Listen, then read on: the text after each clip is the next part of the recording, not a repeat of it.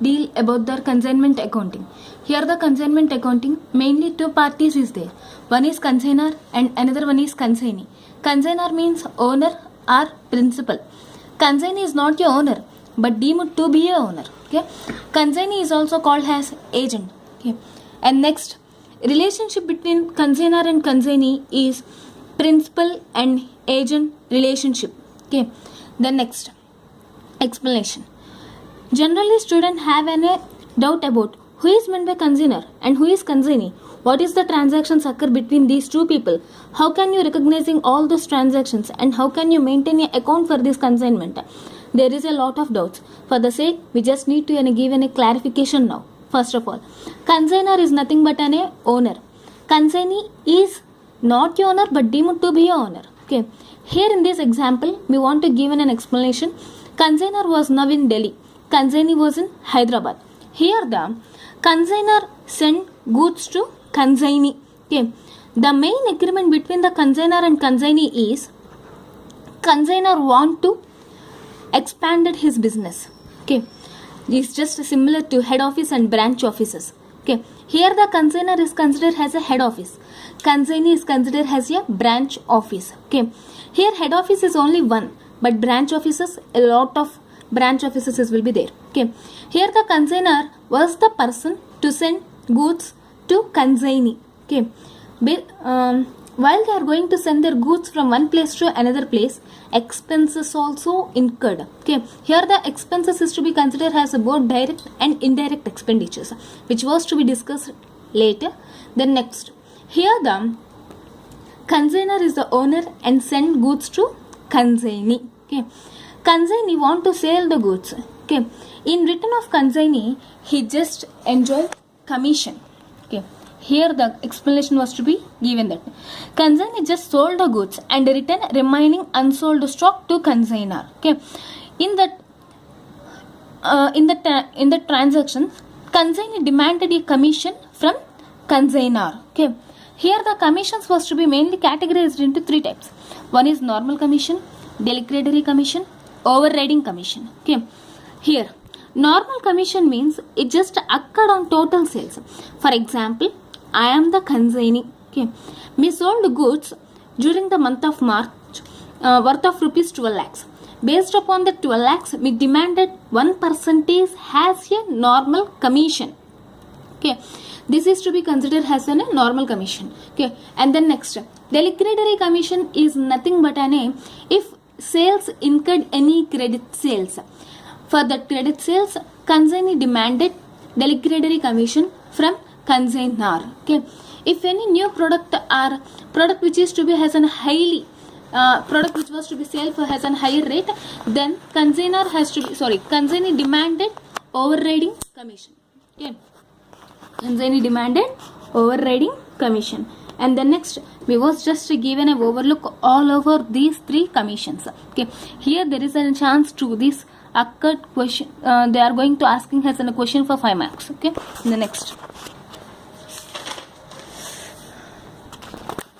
While goods sent on consignment, that means consignor needs sent to goods from one place to another place, expenses was going to incurred. Here the expenses was to be categorized under two categories. One is direct expenses and another one is indirect expenditure. Okay. Generally, students have a lot of doubt which was to be came under the category of direct and which was to be came under the category of indirect expenses. For that, we was given a clarification here. Okay. Here the consignee. Okay. And then next, here the consignee. Okay. Consignor sent goods to consignee. Okay. For that, first carriages, freight, loading charges. Then next, dock charges, unloading charges. All those charges will came under the category of direct expenses. Okay. Then next, if any expenditure was to be considered as indirect, those expenses was to be occurred only goods after reaching their business premises. Okay. For example, I am the consignee. I am received goods from consignor. Okay. And those goods was already at my business premises. Okay. Now me was given as an following expenditures like advertisements, rent. Okay. Those expenses was to be incurred by me after the goods reaching to my business premises. So these are to be considered as an indirect expenses. The next, here the pro forma for consignment account. First of all, we are going to recorded accounting transactions in the book of consignor. Here one important thing is recognized here. Consignor is at Delhi, consignee is at Hyderabad. Consignor is sell to goods from Delhi to Hyderabad. So here we are going to mention the name Hyderabad consignment account. Okay. First of all, here this debit, credit.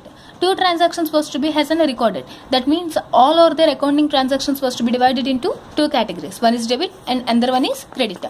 Debit indicating is just a simple thing. All the expenses was recorded on debit side. All the expenses was recorded on debit side. Okay. The next, all the incomes was recorded on credit side. Okay. Here the incomes means sales, closing stock. Okay.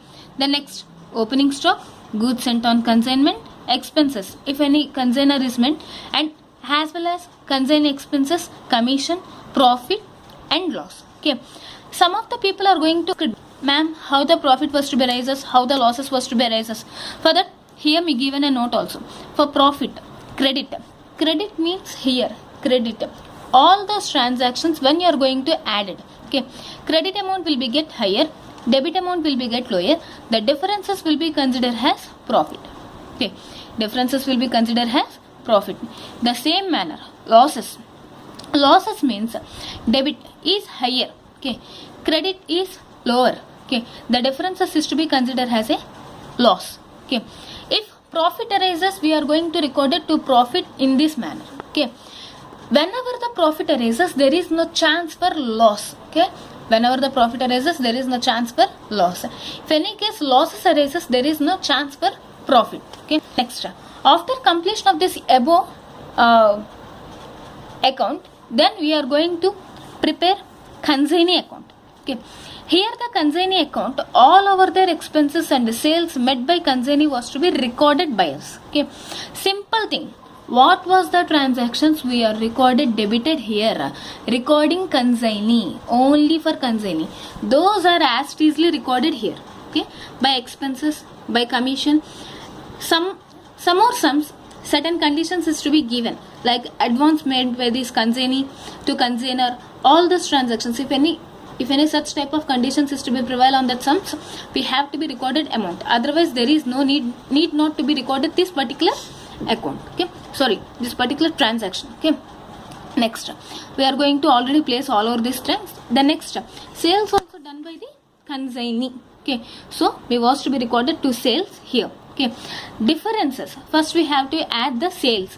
First we have to add sales column. The next, that means debit column. Then next, we are going to add it all those three transactions. That means commission, expenses, advance payments. Okay. Subtracted these above three transactions from sales price. Okay. The differences is to be considered as a balance amount which was liable to pay by consignee to consignor. Okay. Here it is to be considered as a basic accounting for consignment.